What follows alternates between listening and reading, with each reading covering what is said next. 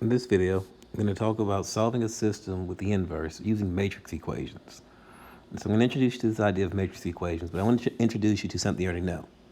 So the first part of this says, how would you solve the following equation, 3x equals 12?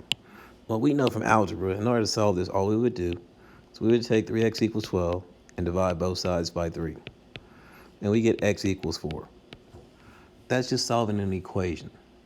Matrices are equations. They're built from equations. They're built from systems. The only problem with that is this. There's one big difference in a matrix that we can't do that we can do in algebra. And there is no such thing as division in a matrix. So in matrix algebra, we can't divide. And remember, we talked about that in class. You can't divide. So instead of dividing, what did we say we do? We always multiply. So instead of dividing by a 3 in this equation up here, we could have multiplied by 1/3. That 1/3 is also known as the inverse. So we can't divide the matrix, but we do have the inverse matrix available to us. And we can multiply by that matrix. And we can do that as long as the inverse of the matrix exists. And it has to be a square matrix. We can use a matrix equation now. So we're going to talk about what's called a matrix equation. And in a matrix equation, it's written in the form AX equals B, where A is our coefficient matrix. X is a matrix we're going to call the variable matrix. And B is going to be our constant matrix. Or you'll see it, maybe you may think of it as a solution matrix. So we're going to look at this example right here and define AX and B through this right here. So this says, find the matrix equation associated with the following system. And we have it written in the general form, x1 minus x2 plus x3 is equal to 1. 2x2 minus x3 is equal to 1. Notice we're missing an x1 here. And then we have 2x1 plus 3x2, we're missing the x3 term, equals 1. So to create the matrices, we have matrix A, which is the coefficient matrix first. And the coefficient matrix here is going to be this right here, just the coefficients in front of the x's. So you have 1, -1, and 1. You have 2, -1, I'm sorry. You have 0, because there is no x1 term. 2, -1. And then you have 2, 3, and there is no x3 term, so there's 0. So that's the coefficient matrix. The next is what I'm going to call the variable matrix, which is the x matrix. So the x matrix, also known as my variable matrix, will be defined with the variables in the problem. The variables we have x1, x2, and x3. Single matrix, or a column matrix that's made up like this: x1, x2, and x3. And then we have what is known as the constant matrix, or the solution matrix. Everything is equal to, and you can see that they are all equal to, in this first form, they're all equal to 1. So the constant matrix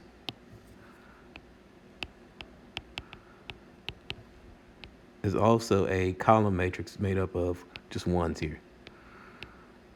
And so we're going to write this in the actual form, though, of the equation.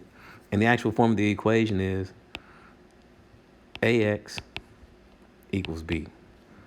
And so that looks like this then.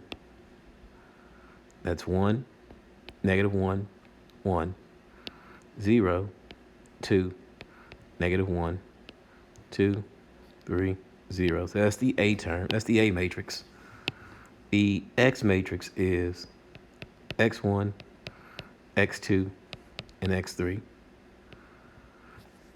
And the B matrix that it equals is 1, 1, 1. Now, this works because of multiplication. Remember, when we multiply matrices, we take a row and multiply it by a column. So here you would get x1 minus x2 plus x3. That's equal to 1. Then you would get 0 times x1 is 0. 2x2 minus x3, that equals 1. 2x1 plus 3x2 plus 0x3 equals 1. So you're going to get your equations based off of this. So this is the first part. Now, Once we can write the matrix equation, we can actually solve these matrices. And to solve these matrices, here's what we do. So say, we know how to solve using basic algebra. And you can look at this equation, x equals b. If I want to solve this equation for the variable x, what would I need to do in algebra? Well, we can see that we need to divide both sides of the equations by a. To get the x by itself, divide both by a. However, a is a matrix. And remember, when we have a matrix, division does not exist. Therefore, we must multiply. We're going to multiply by the inverse. And remember, we call the inverse A inverse. So we're going to multiply by this A inverse. And therefore, we get a new equation. In order to get x by itself, then when we multiply both sides by A inverse, we get this new equation to solve with. So this is how we're going to solve an equation now.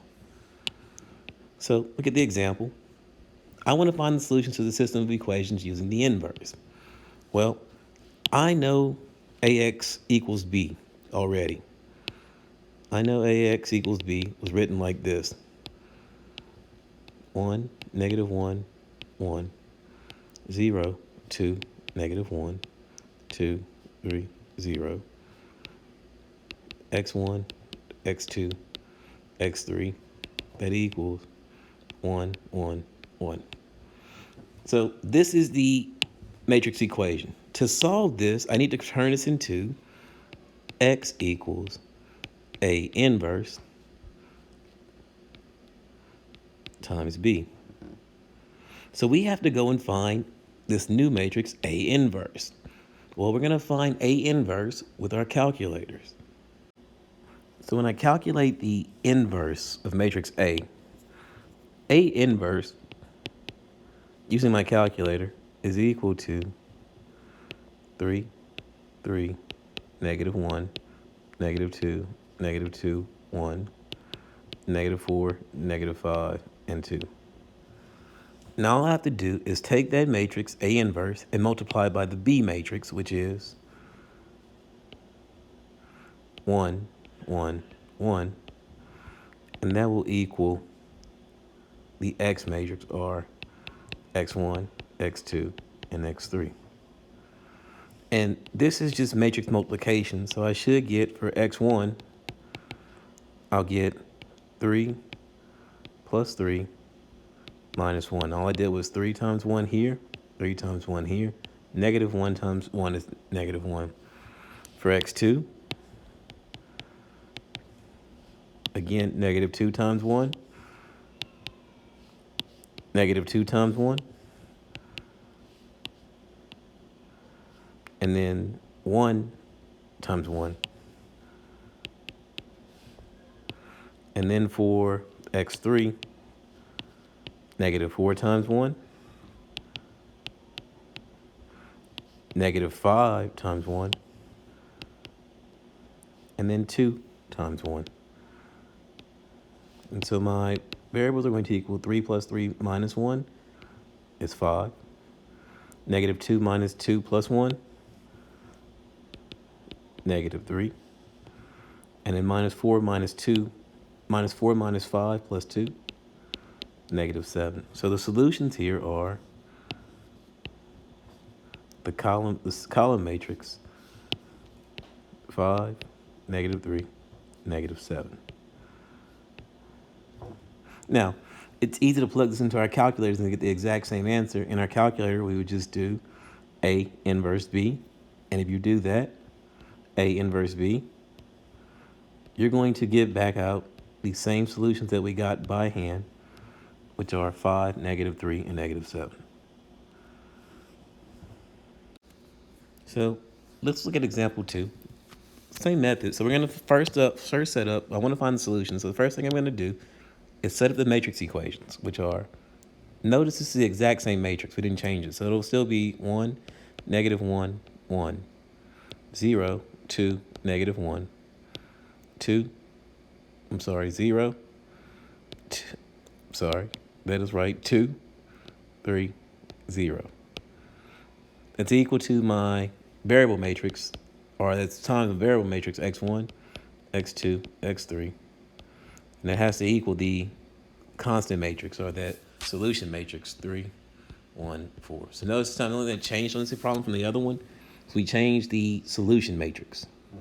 And so for this one, again, I'm going to first try to calculate the inverse. I'm going to solve this with x equals a inverse times b. Well, I know a inverse already from the previous problem. A inverse was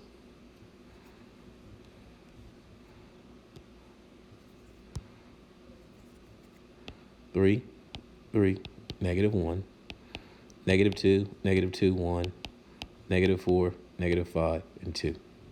I'm going to multiply that by the b, or the constant matrix, or the solution matrix out there. So I'm going to multiply that by 3, 1, 4. And again, it's the exact same process. We multiply. So for x, and that should equal x1, x2, and x3.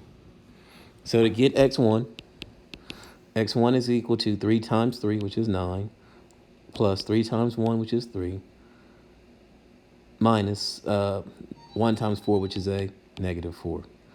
And that's equal to 12 minus 4, which is 8. x2, -2 minus 3, -6. -2 times 3, -6. -2 times 1, -2. And then 1 times 4, +4. So that'll be equal to a -4.